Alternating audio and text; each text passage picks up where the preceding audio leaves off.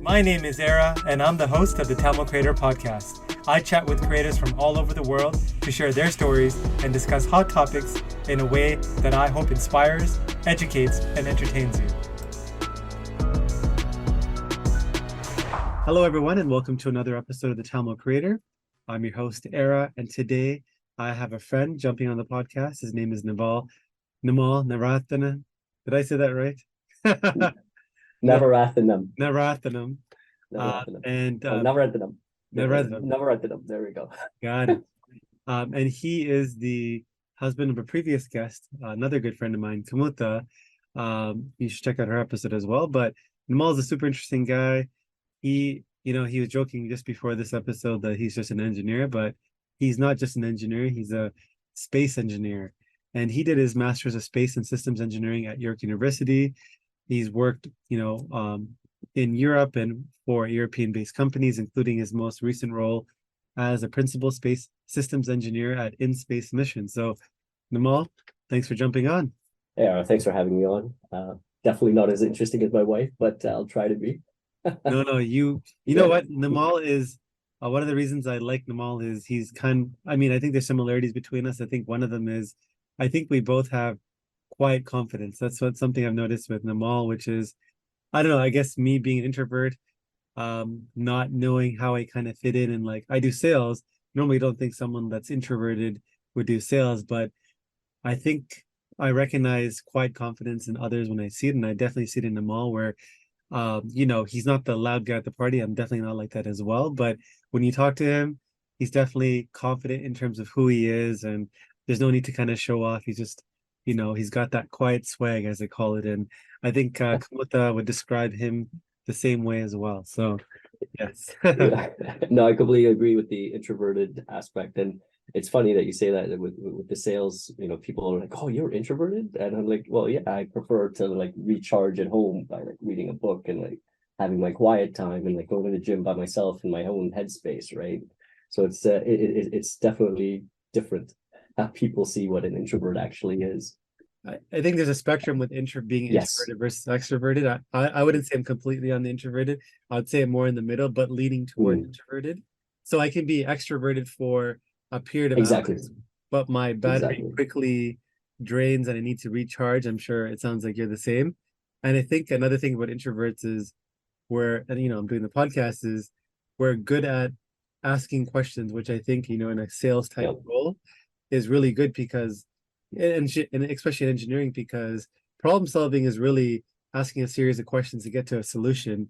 You can't just assume, like you have to kind of ask with, being inquisitive. So I think that also helps as well.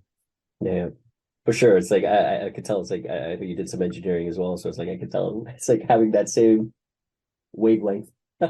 Yeah, no, I think like my wife has a business as well, Claudia, and even like the simplest of problems, whenever she asks, it's always like my engineering brain turns on in terms of, oh, why did you do that? But why is it this way? And like it's just like why? It could be like something simple, but I need to figure out why it's like that and kind of reverse engineer to see if we can do better or whatever. 100%. But I guess going back to, like one of my favorite questions, and for those of you kind of listening, Nimal is a father of two, soon to be doubling that. And one of my favorite questions now as I watch my kids grow up is, how did certain people become who they are? And like for you, Nimal, how did your childhood or like your formative teenage years play a part in you developing such a strong interest in engineering, and specifically what's in that focus of space? Yeah, like it's an interesting question because when I was younger, I've always had like a mindset of, I wanted to build things. I would always play with Legos and like, all the stereotypical things of building planes and cars and things like that. But at the same time, like I was also very interested in just science overall as well. I was very fortunate enough to go to Mark Arno Collegiate. It had it was called the TOPS program, a talented offerings for programs in the sciences. So they focused on math, science, chemistry, biology, and physics as well. And at that time, I was very conflicted because I was very interested in bio as well. And one of my homeroom teacher in grade 9, he was like an amazing, Mr. John, he was like amazing.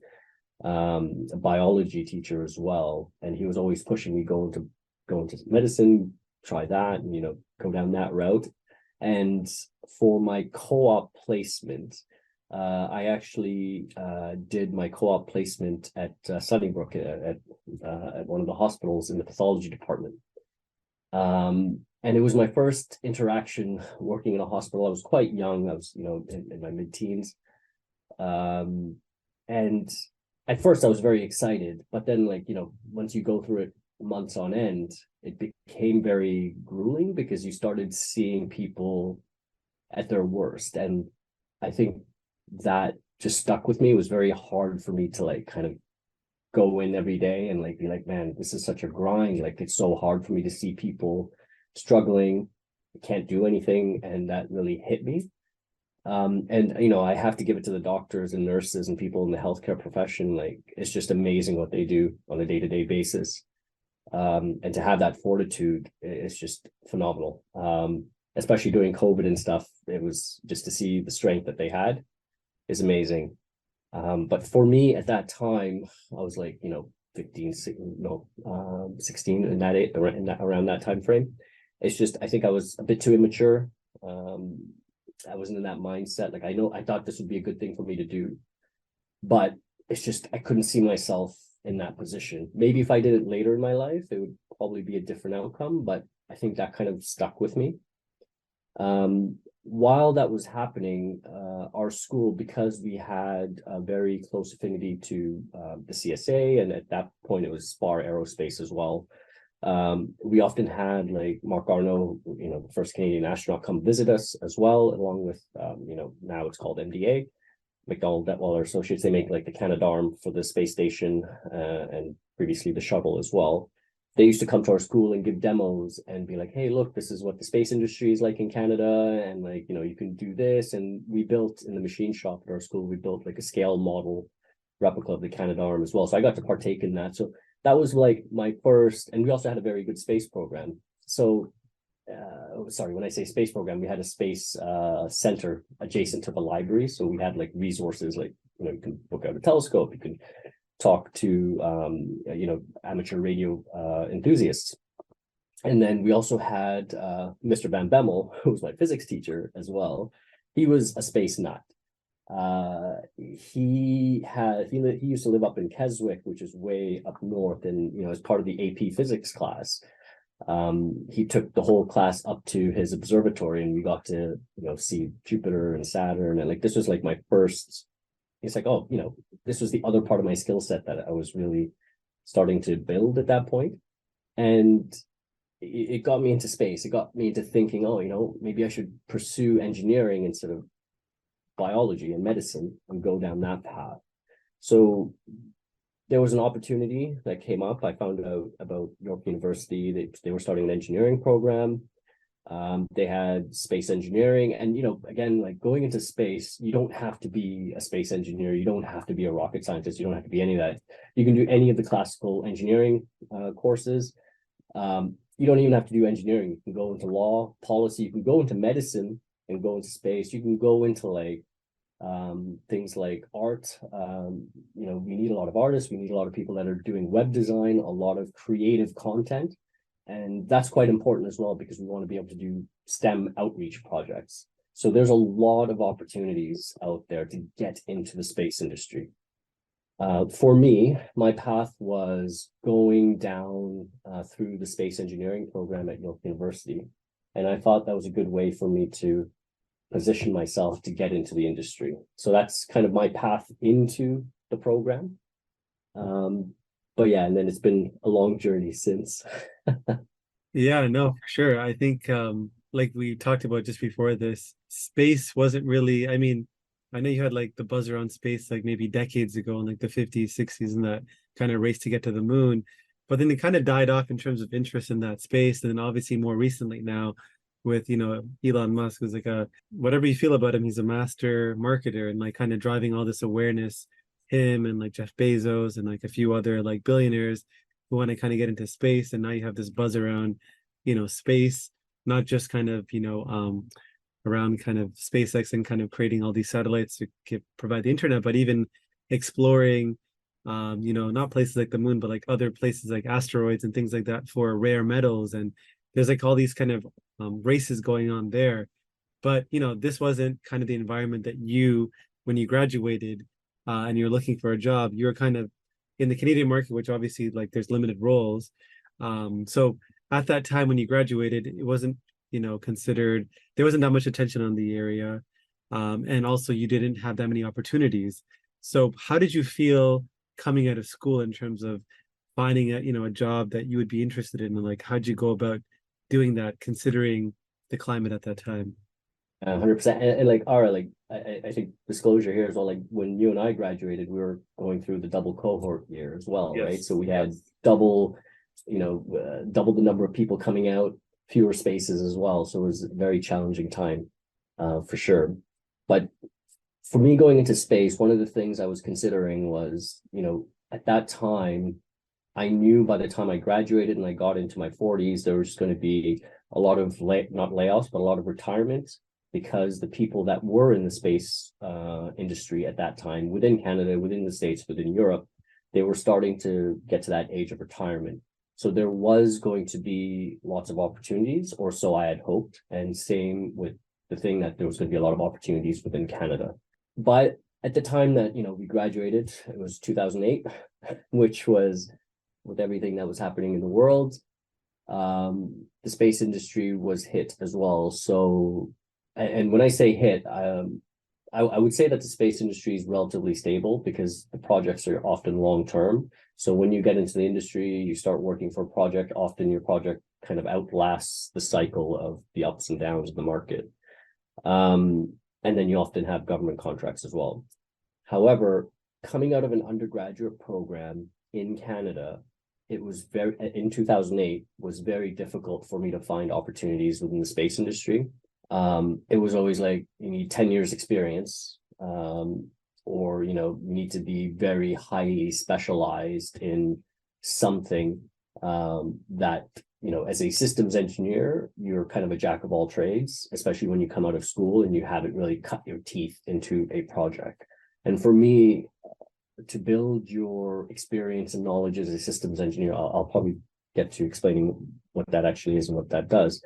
I feel like the best way to do that is experience a mission, experience something from the beginning to the end, and take a project through, and see the different phases. So for me to kind of parlay that into opportunities and like say, okay, this is what I learned, here's my experience, here's my projects that I worked on in school, and trying to get opportunities within Canada was very, very difficult in 2008. And I was really looking at what I could do. Fortunately, my grades were, high enough that I was able to apply for the master's program. And that was one of the opportunities that I took. And I'm really glad I did a master's program, especially in engineering. If you're looking to do things overseas, having something more than just a bachelor's is highly recommended. I didn't know that at the time. It just happened that, oh, I'm out of school, can't get a job. But hey, you know what? One of the professors really liked me, and they're like, why don't you come back and we have an opportunity for you. And the master's in engineering is great because I got paid, which was great. It helped cover the costs. I was living at home at the time as well. And then at the same time, I was pursuing my higher degree. What I did with that was during my master's, I focused in on a particular area of building a satellite. And applying the theoretical knowledge I learned, and trying to actually build a power system, the solar panels, and integrating solar panels for small satellites. Around the 2008, 2009, one of the things that was happening in the industry was there was a lot of new entrants into the market. Like this isn't just like the old school Ball Aerospace, and the European equivalents are like Airbus. At that time, it was the ADS Astrium and Teleselenia. Like they were building big satellites, like you're talking school bus size. There was a shift in the industry for looking at, okay, what can we build that's small, using commercial off-the-shelf technology, like, the chips that you would find in your cell phones that were coming out at that time. This episode is sponsored by nobody. That's right, nobody. So if you could be kind enough to hit that subscribe button, that would mean a lot to me. The stuff that you'd find in your laptops, can we cobble something together that's very cheap, that's very low cost, and can you mount a mission? Instead of doing a 15-year mission, we're just looking for a 1-year or 2-year mission.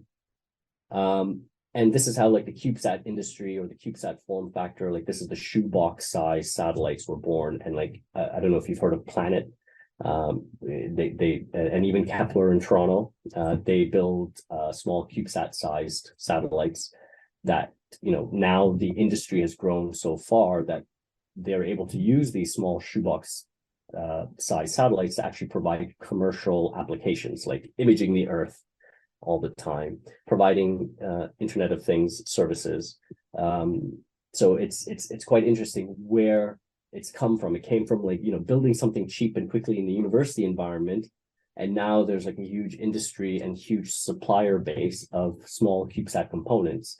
And, that was an interesting shift in the market. So that was just starting around the time I was doing my master's, and I decided to focus my attention on building solar panels and how can I make solar panels cheaper and for smaller satellites, and testing the new technologies of batteries that were coming out, because, trying to pack as much power you can into a small shoebox is quite challenging because you want to have some space for the rest of your satellite as well, right?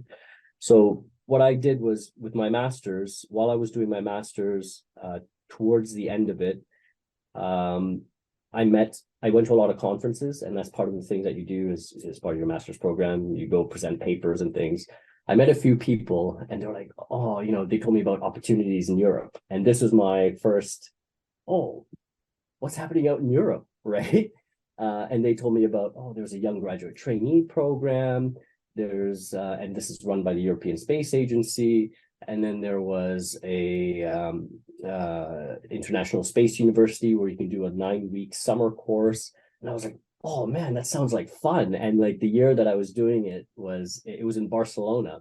So I'd never been out to Spain. And this was like, I'm just going to apply and see what happens. So I applied, I got in, and that just opened up the rest of the world for me, because that kind of brought me in touch with not just Europeans, but the International Space University provides a course that brings like everyone from all over the world. And they're not just engineers, like I said, they're lawyers, doctors, mathematicians, like just general space enthusiasts, and from all different walks of life. So like there's like people that are just graduates, and then there are people like 10 years in industry and they want to change and they want to see what the rest of the industry is doing. So it was a good opportunity to meet a lot of people in the industry that way. And that kind of gave me more ideas and more connections into what was happening in Europe. So when it came time for me to graduate, I was like, oh, let me apply to that young graduate trainee program that I heard about, that somebody informed me about, and just try. So I put my name in there. And again, like, I'm the way I'm telling this is like, I'm saying this is the only thing I applied to, but that's not the case at all. I applied to a lot of places. But I was very fortunate enough to get a position in the Young Graduate Trainee Program, or the YGT. The reason being, it's that this isn't just based on merit. There's a bit of a geo return as well, because, Canada is a participating member state of the European Space Agency. We put in money into the European Space Agency, so we have a certain representation within the agency. So, they do pick up some Canadians, but not as many as like, if you're German or French or British. So I was very fortunate enough to get that position, and that took me to Netherlands, where I worked for a year. And I was working in the Earth Observation Directorate, which looked at future technologies for Earth observation satellites. So, that is how I broke into the industry at a very challenging time, I would say, because, of all the things that you and I went through with, the double cohort plus the 2008, and, it was a challenging time for sure. So if I were to kind of summarize the experience, it was really, you made the best out of a potentially bad situation by kind of getting your master's, which you didn't realize at the time, but it was useful when looking at international opportunities. Then you actually applied for international opportunities, and you know, you can call it luck, but you put yourself out there and you got the job. And you know, that's kind of a, you know, that's kind of what we call surface area luck, in terms of like, you know, you put yourself out there, you got lucky, you called it that, but you know, it's obviously you're obviously very talented as well, because not all talented people find jobs, but you had both, which is great. And that kind of Yeah, it's like for me, it's like the luck is the preparation plus timing, right? It's like yes, those two things got to come together. yeah, no, for sure. And like that brought you Yeah, to Europe, which, you know, the Canadian market was not as, didn't have as many opportunities, but also seemed like this opportunity with the European Space Agency was probably even better than anything you could have got in Canada, because of the world or the global exposure. And kind of, you know, who doesn't want to, you know, live in Barcelona for a bit as well. So I yeah, think it's like a yeah, win yeah, for all sure. around. Yeah, um, yeah. so I found like within Canada, like the industry was very small. Canada is really known for being really good at certain things in the space industry, like robotics and like sensors and like medicine and things like that. So, and like also some radios and things like that. Back then, there weren't many mission primes. Like when I say that, it's like a company that would build the whole satellite, run the whole mission, and operate it.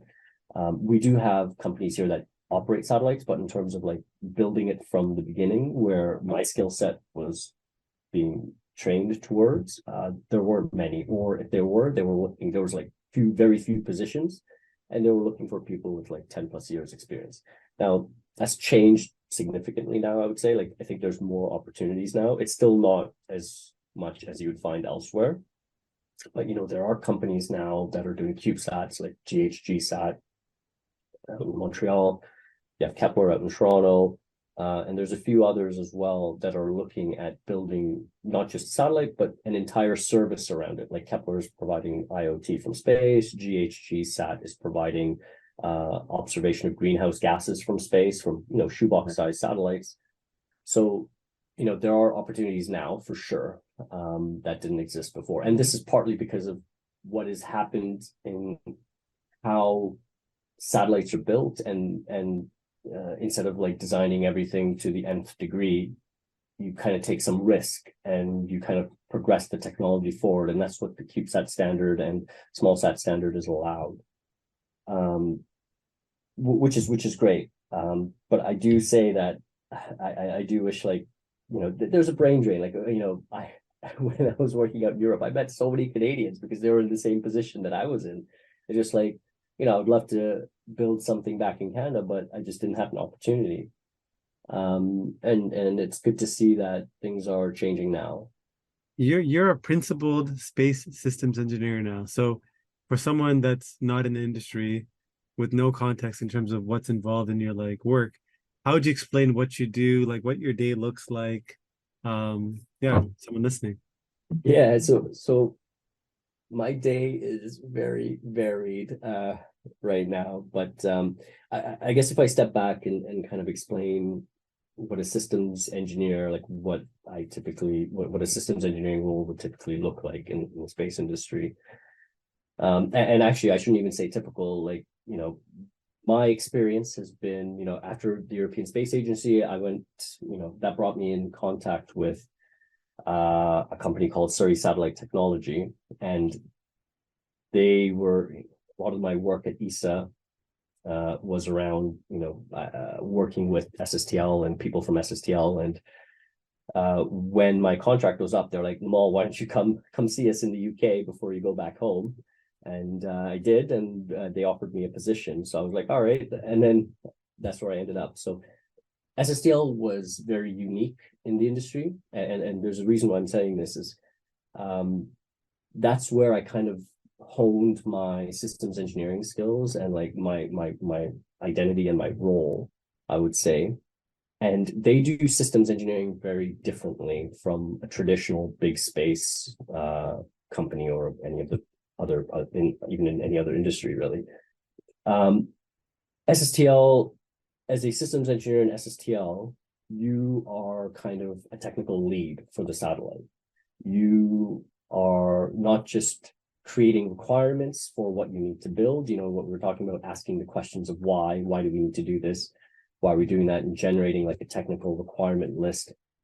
And then, you're not just doing requirements tracing to build what you need to build, but you're actually going through working with the customer, working with your engineering team, and taking a very hands-on approach to building your satellite. So you are very involved in like the part selection or in the components, like, what systems you want to fly. You're involved in the testing, you're involved in the in the launch. So you get to go out to launch, you're involved in the commissioning as well. So which is like the first time when the satellite comes off the launch vehicle.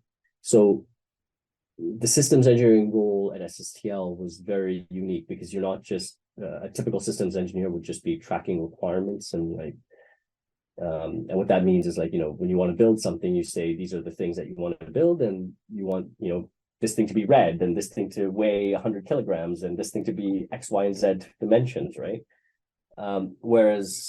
And then what you do is as you're building, you check off that list, you do the test and check that, those tests are being done, and that's it. That's your role. And you're kind of just tracking requirements through each phase of the engineering design lifecycle. SSTL gave me the opportunity to kind of really get down into it, get my hands dirty, like, be in the AIT hall or the assembly integration and test hall, work with the different engineers and learn the different subsystems a lot better within the satellite. So, before in university, I was building my knowledge about the power system. Whereas at SSTL, I was able to work with the people that were doing the attitude control. So how do you point the satellite in space? I was able to work with the propulsion system to understand a little bit about how the propulsion system worked.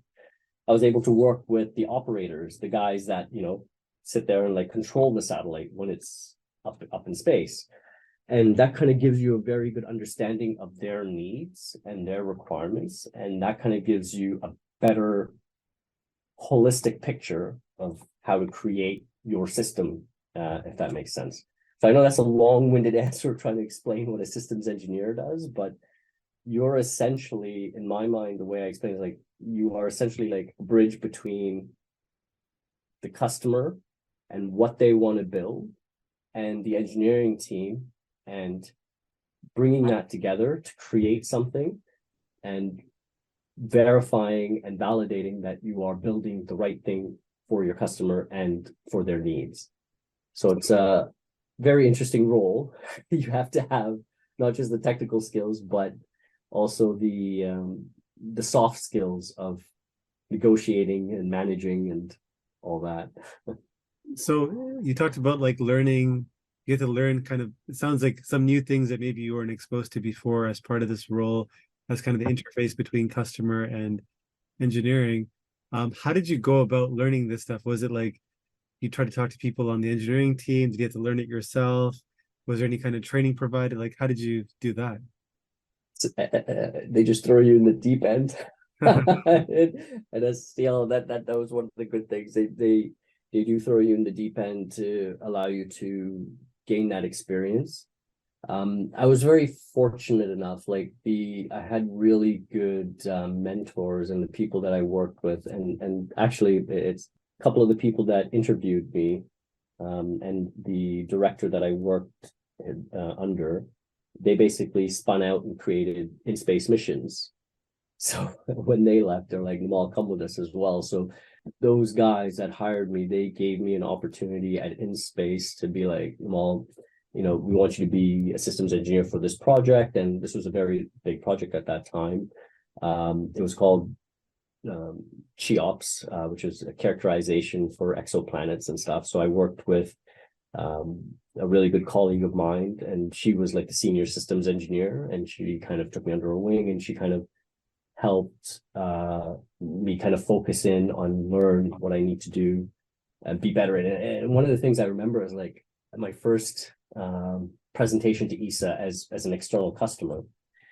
While we were rehearsing our presentation in the hotel for the next day for a big review, I was like, I was introducing myself. I was like, I'm Nimal, I'm a junior engineer. And they're like, no, you are a systems engineer. You need to be confident You need to know that what you know in your head is more than the reviewers, because you know the system more than they do, and your job is to explain what you know to them.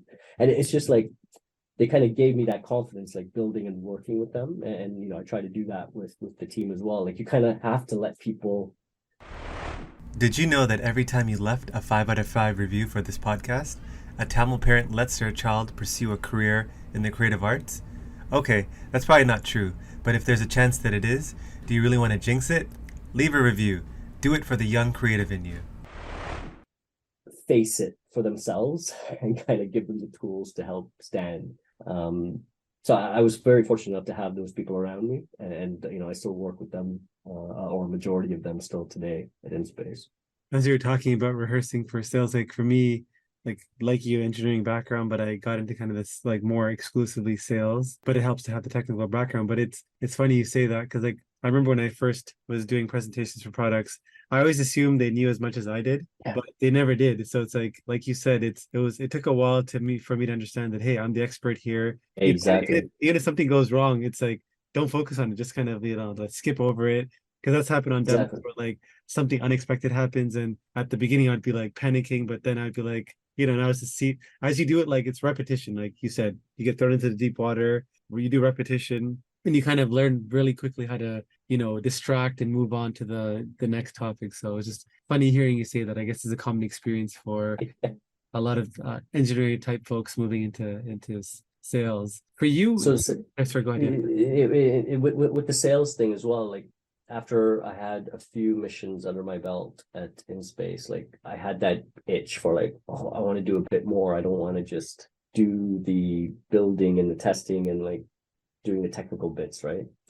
And there was an opportunity that came up at SSTL as an Earth observation business line development engineer.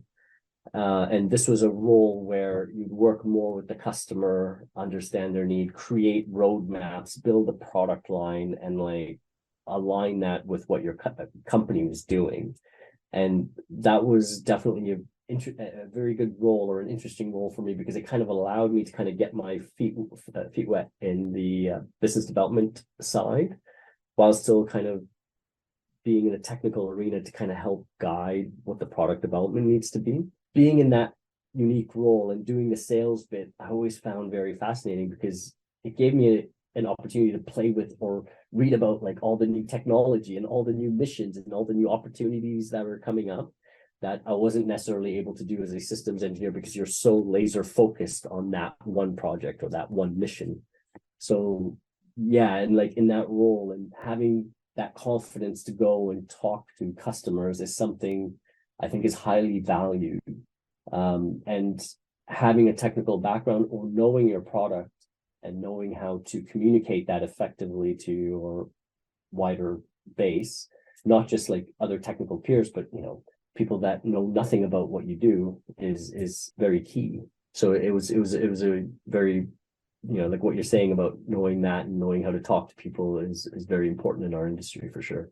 In terms of the space industry as kind of a whole and the future of it, obviously, like we were talking about before, the future obviously looks bright with kind of all this energy and attention. Like I always find when there's a lot of energy or attention paid to a space, like you look at AI, you look at crypto before, a lot of talent seems to go into that space and a lot of exciting things seem to happen.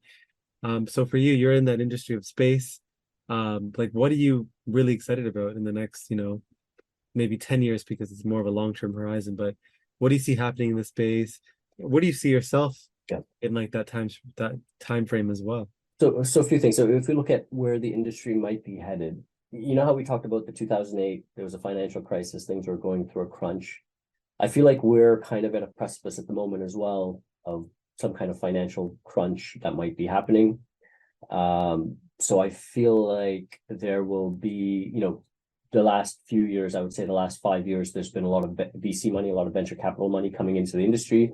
So there was a lot of new startups and a lot of new and interesting missions and projects that everyone want to do, go do asteroid mining and like create like power systems from space to beam it down to Earth, and like all these smaller missions and launch vehicles as well. There's been like, SpaceX is not the only one. There's like so many now.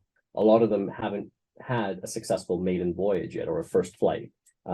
There are some that have done really well, like Rocket Lab. They've launched so many things successfully. SpaceX is one of them.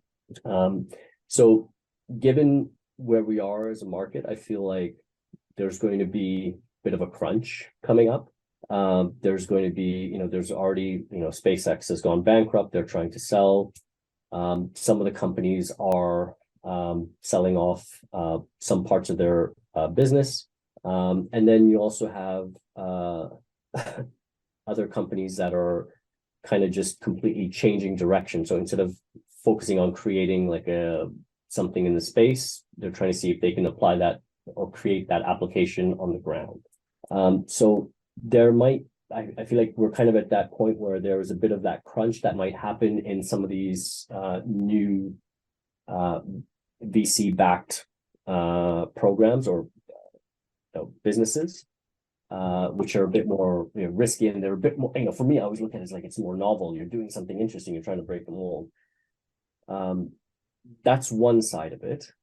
That being said, there's also a lot of other opportunities that are coming from other arenas. And one is there's a lot of government money going into space industry. I can say in the UK, because of what happened with Brexit, the UK government has been putting a lot of money into the space industry to create like launch ports, create more research areas, and fund a lot of other programs within UK industry as well. There's been a big push for creating like Five Eyes, like, Australia, Canada, New Zealand, US and UK, to create like programs between those countries within the space industry as well. From that aspect, there's a lot of money coming in, and also a lot of the applications now are with what's happening in Ukraine. There's a lot of programs for security, encryption, and space-based observations for obvious reasons. So there's a lot of money going into that part of it as well. The other thing where I see growth is you are seeing the moon program, the Artemis program, creating like a moon base or a moon gateway, the lunar gateway. Canada is part of that as well. We're creating rovers. We're creating another Canadarm. We have an astronaut going up as well around the moon.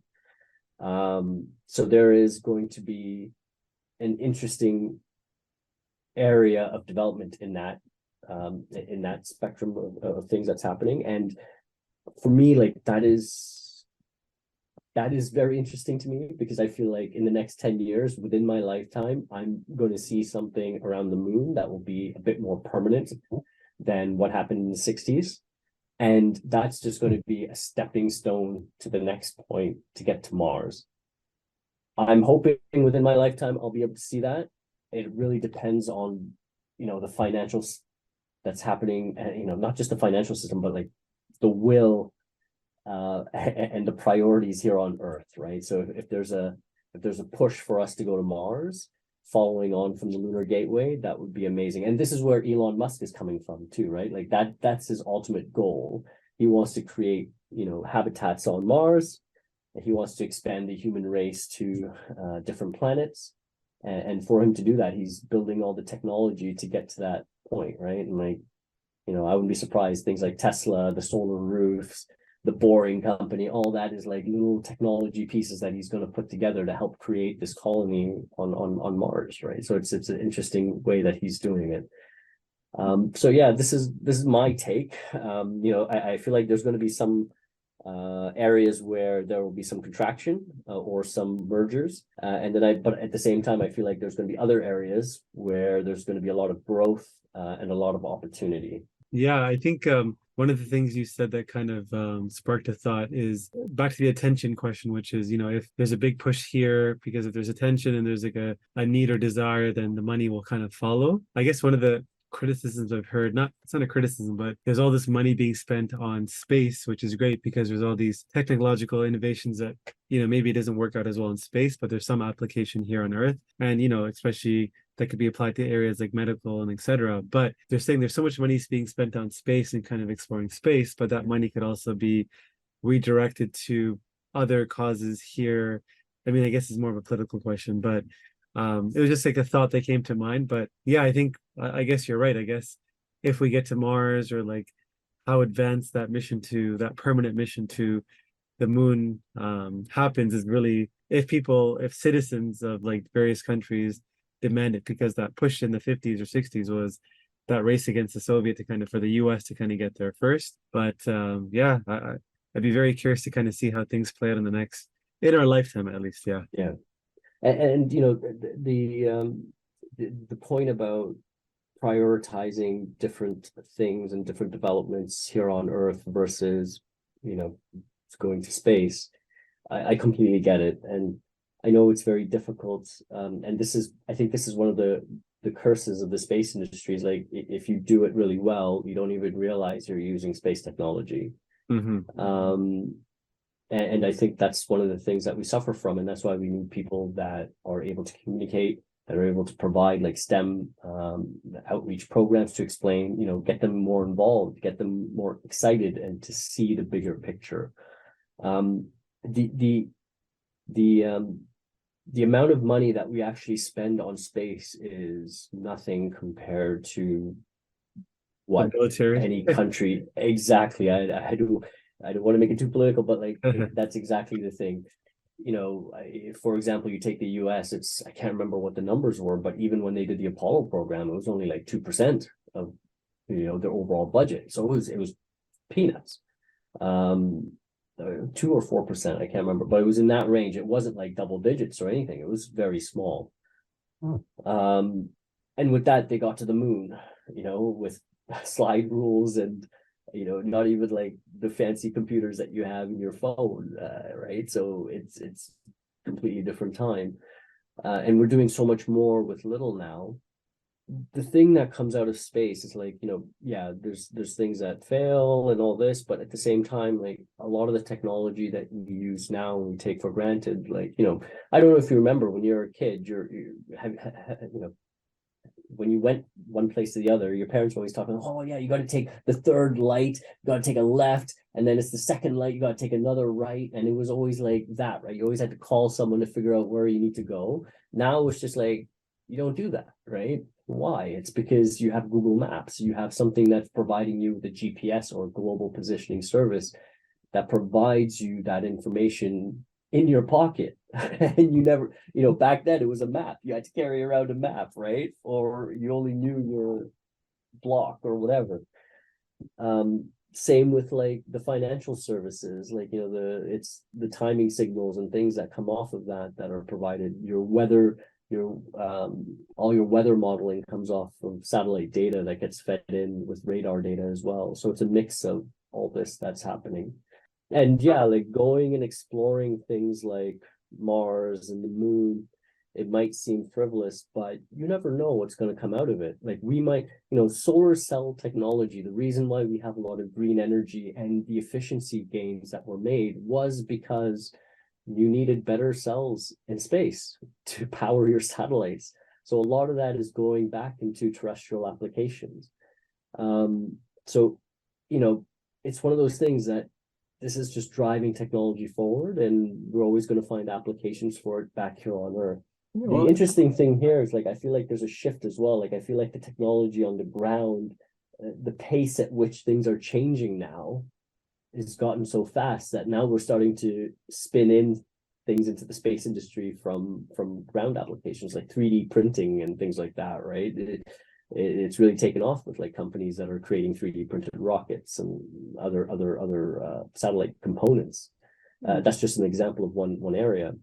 And then of course with AI and machine learning, that's just going to be a complete game changer as well, right? Like you're already using AI or machine learning to, you know, for medicine. You can use it for like, you know, looking at x-rays and like just scanning a bunch of x-rays, and you can like do diagnosis right away, right?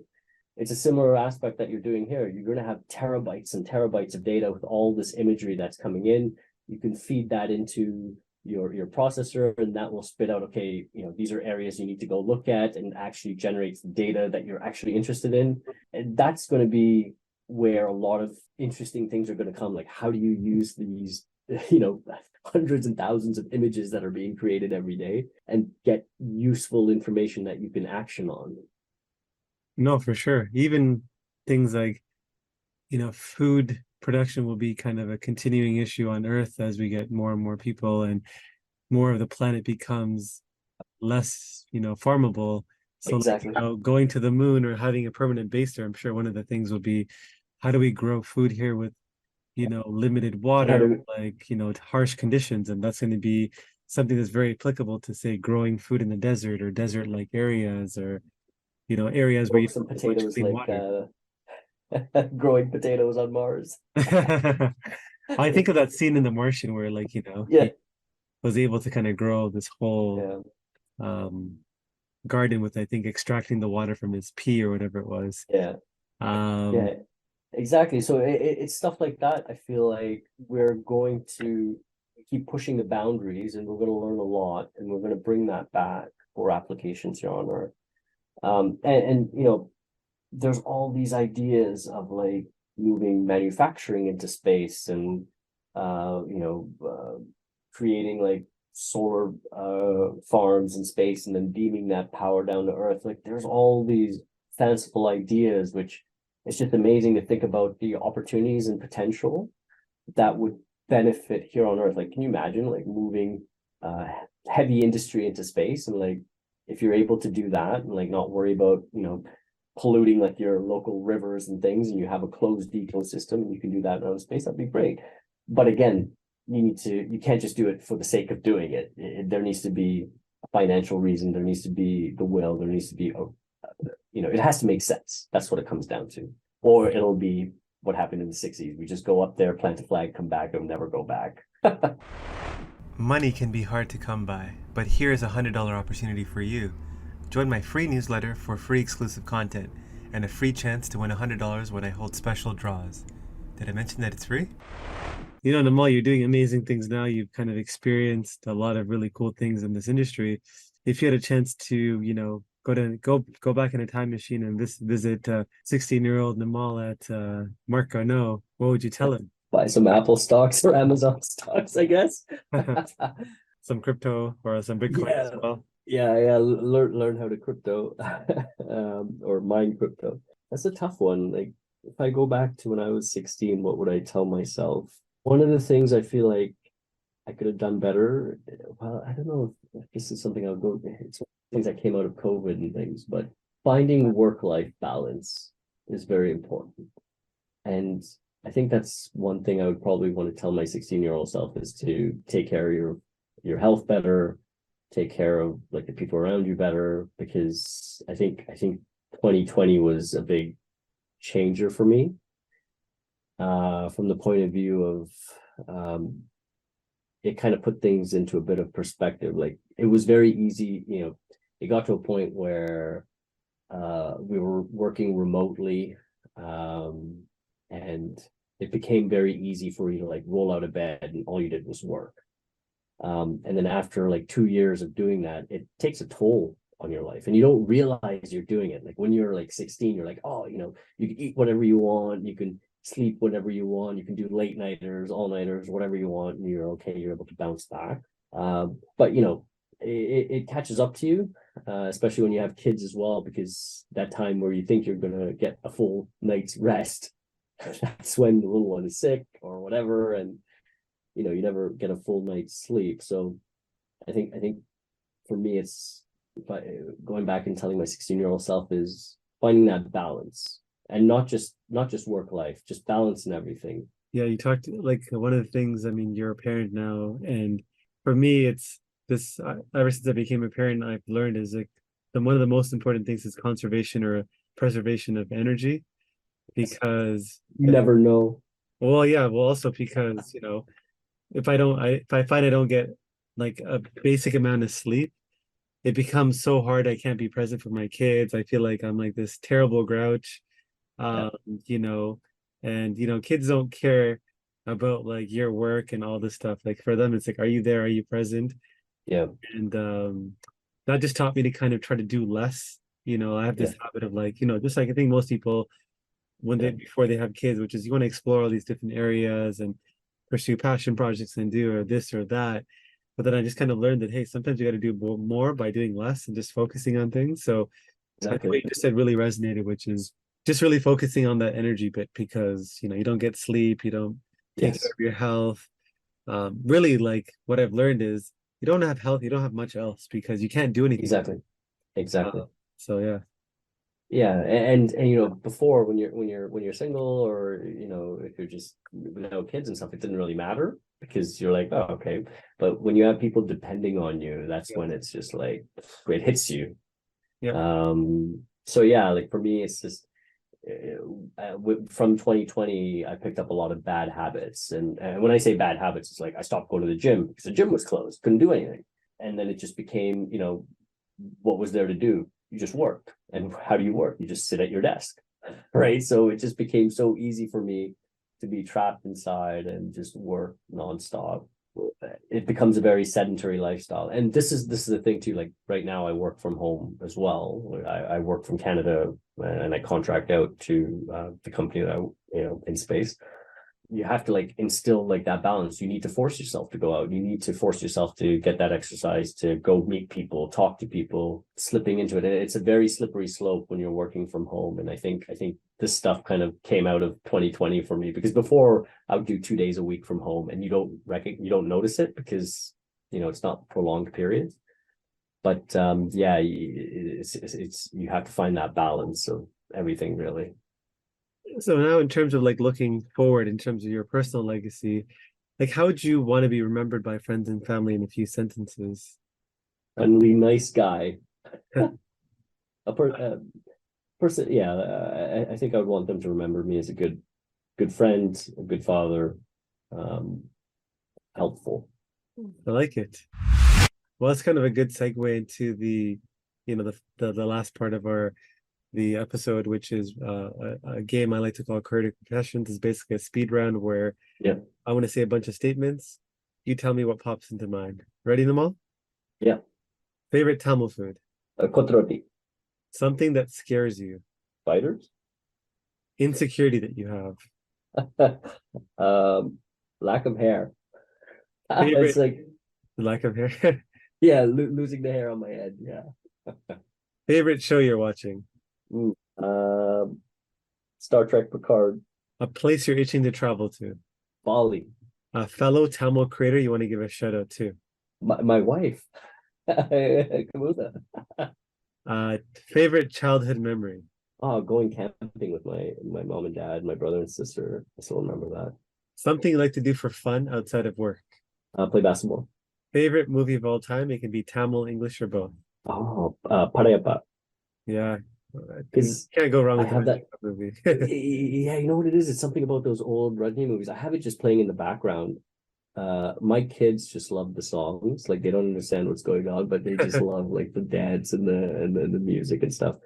I don't know why. It's just something. It's just the old ones, not the new ones. It's the old ones, and I think it's the nostalgia because you remember when you see it with your parents in the movie 100%. theater and things like that. Like I think that's what it is. But yeah, when I was missing home living in the UK, that's always in the background. Oh, I'm like cleaning or doing something. What's something you could benefit from caring less about? It's about something. Oh, this is hard. Do I care about something enough? It's about it. Money. What's a decision you've been putting off for a while? What's the decision I've been putting off for a while? Where to settle? Who would you want to have on your invisible personal council? So invisible counsel. It could be anyone. Mm-hmm. It could be fictitious as well. Sure, yeah. Somebody from Star Trek, isn't it? Oh, I wouldn't mind having Picard, but then I would also want someone like witty and like funny to like make, like Deadpool or something, like Yeah. Ryan Reynolds. Ryan Reynolds would be great, just to have a laugh. What's a purchase you've made that you've splurged on recently in the last few years that you have no regret about? My van. You'll need it now. Exactly. Pet peeve. People not putting stuff away at the house. Kids always leaving their toys, their shoes, wherever it is. Oh, makes me very annoyed. If you knew that you were going to die tomorrow, a regret that you would have. Not spending enough time with the kids. Celebrity or person that whose life you'd want to experience for one day. Say LeBron. Who was Just that? to make them LeBron. Oh, LeBron. Yeah, yeah. I want to see how they're doing today. I was admittedly a LeBron hater in his early years, but not early years, in his Miami years, but I have to respect a guy that came in with that much hype, that much kind of, he had a lot of room to kind of fail because everyone's looking for him to fail, but he really hasn't. So Yeah, he's it's gonna doing be great very things. interesting. But it's not the basketball. It's just the lifestyle, like the money and like Oh being yeah, able yeah. to. Who he gets to interact with, all that stuff. Yeah. What's a book you've read or a podcast you've listened to that's recently had an impact on you?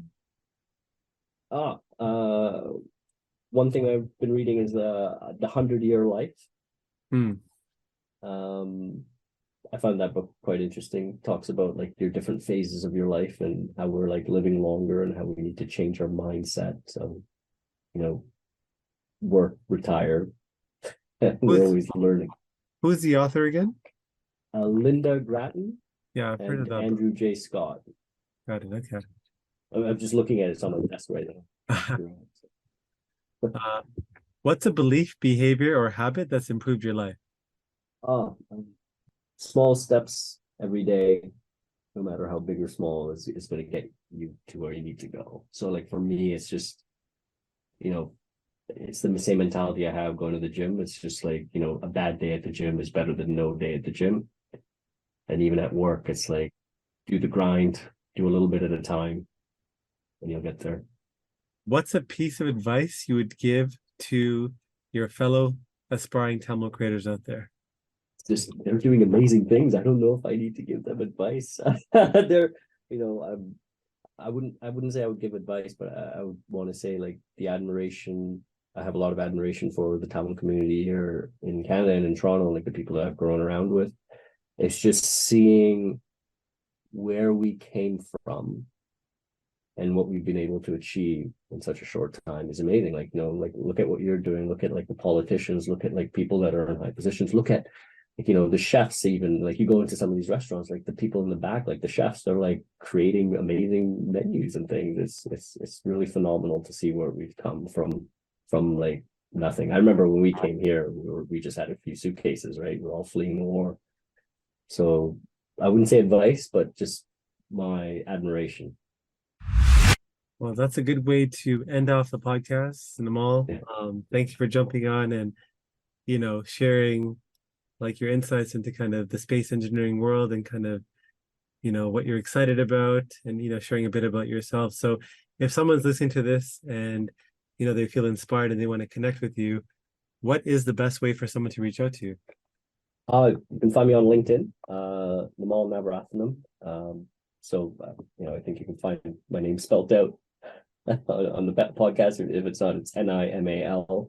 The last name is Navarathinam. You can hit me up there.